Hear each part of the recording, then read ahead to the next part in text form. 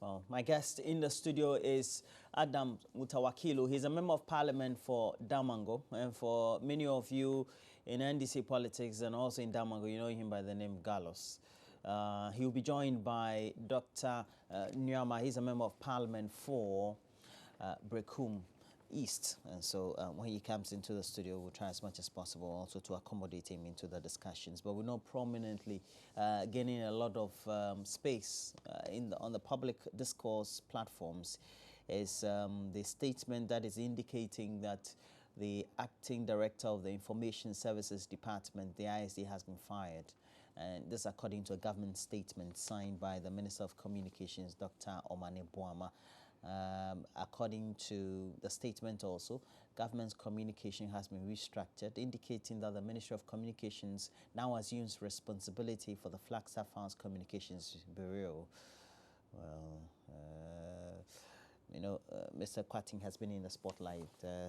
Is it since Monday? He issued a statement that very holiday, indicating that the ISD was taking responsibility for the gaffe that occurred during the Independence Anniversary celebrations, in which there were mistakes in the brochure that was printed for that very event. Thank you very much. Before I start, I want to say good mornings to our cherished viewers, and more especially the good people of Damongo constituency. I think since Monday, he issued a statement accepting responsibilities and apologizing. In a bid to do that, I realized that he committed more mistakes, because what has happened is unpardonable. There shouldn't be any apology that should be able to leave him in the office. And what the Chief of Staff has done, I thank him for taking that bold decision and acting swiftly. The first thing he said was that he saw that mistake in the morning of the event.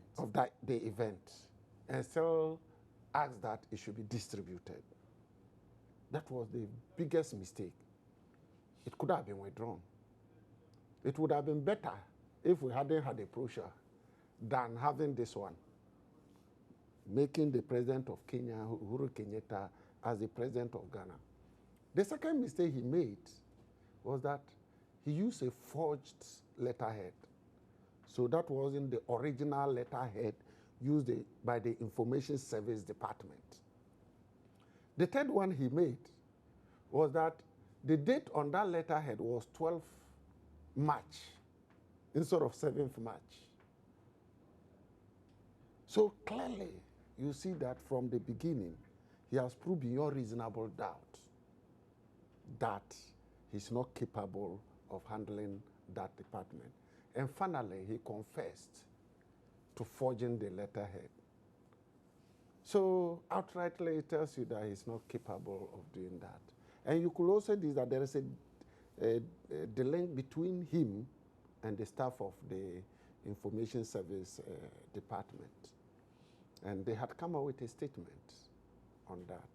I feel that as a head of every unit, you hold responsibility to work towards Mother Ghana.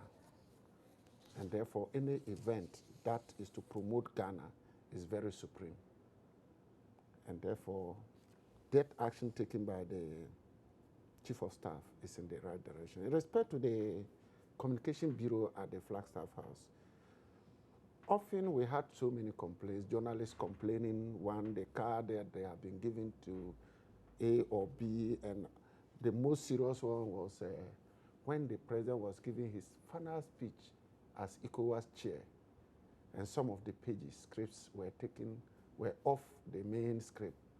That was quite embarrassing. If the president hadn't been an very intelligent and a communication aspect, that day would have been quite embarrassing. And as it continues, there's the need to take quick action. And I believe communication ministry is quite capable.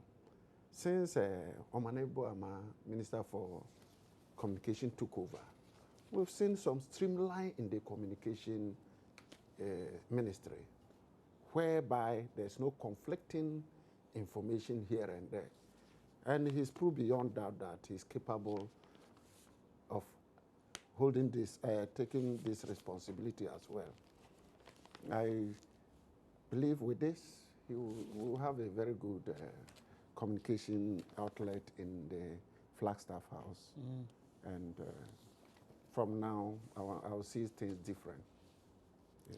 Well, but in all this, the argument has been, especially for critics, for public office holders, is that usually when such things happen in our part of the world, we don't take responsibility for it. So while it may happen somewhere in America or Europe or some parts of the world where people would just logically relieve themselves of such position and so make them a lot more responsible for the actions that have taken place, it doesn't occur in ours. You think he should have resigned before?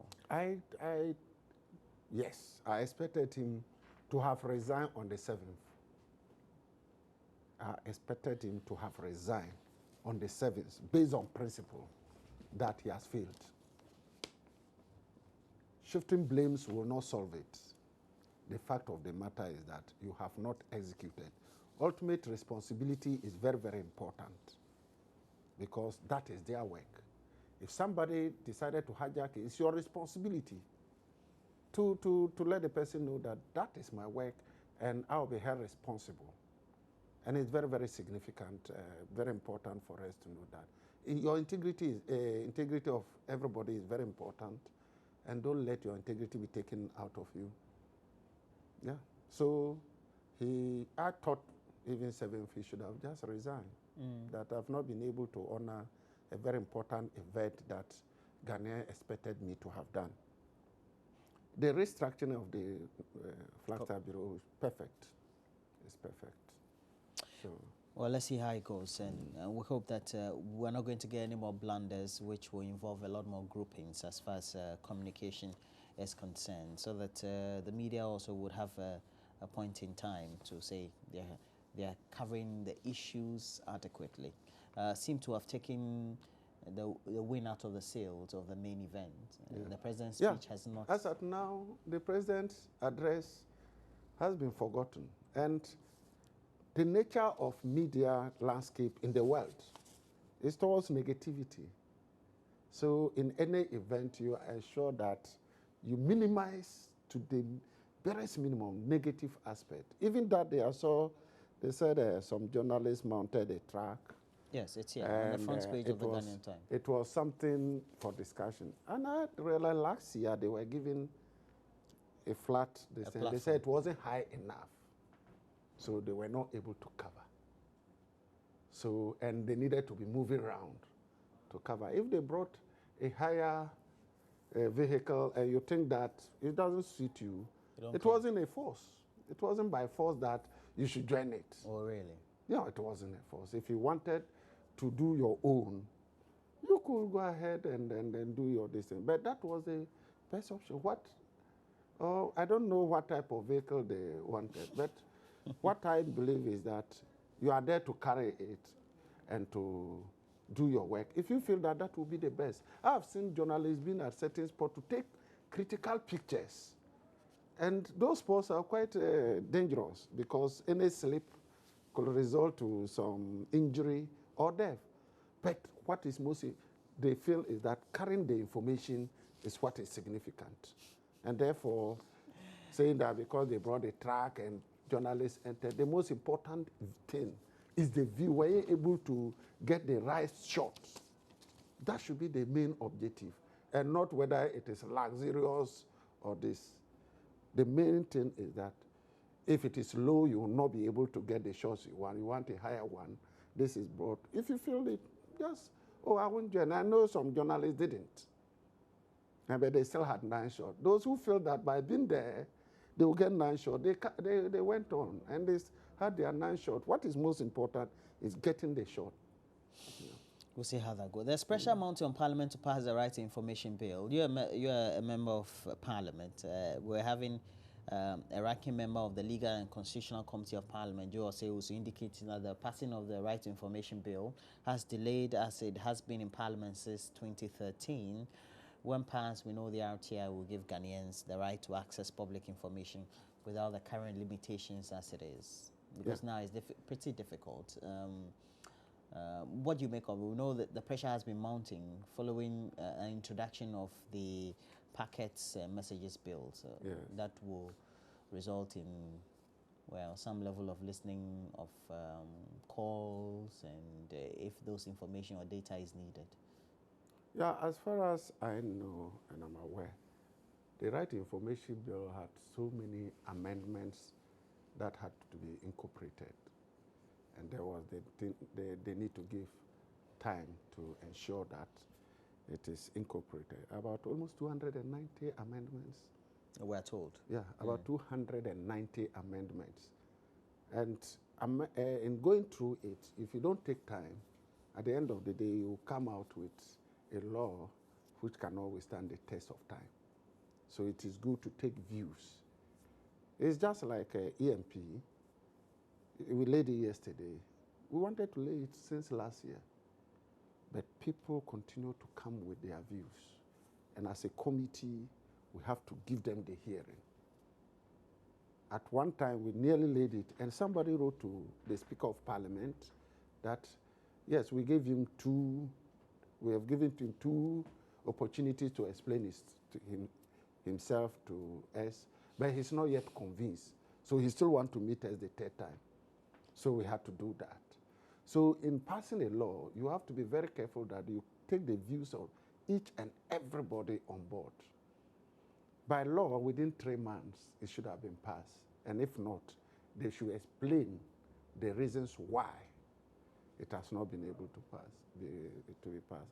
So it is good the Speaker of Parliament has referred it back to the committee to prepare it adequately and bring it to the House. It is the wish of everybody that the Right to Information Bill is passed to give the media the impetus and the Ghanaians for us to be able to pursue our route to democracy to the fullest. Yes. But if then this is passed, it also means that getting access to public information, let's say whoever wants to get access to public information, makes it a bit easier or a lot more easier. A lot more easier. We'll be at par with other jurisdictions. Yeah, that's why I say the route to democracy will be enhanced, because democracy is a process. As we go, certain laws come in to make it more transparent. So for the purpose of transparency, it is very critical that the Right to Information Bill is passed. As and when one needs information, it should be readily available. Okay. And that will enrich our democracy. Yes. Well, we'll see how that goes. We have to take a break. When we come back, we'll be inviting into the discussion Dr. Chum Nyama is a member of Parliament for Brekum East, and then we'll have a lot more discussions on the subject. He's also a member of Parliament's Health Committee, I believe. We're taking a break. When we come back, we'll have a lot more discussions.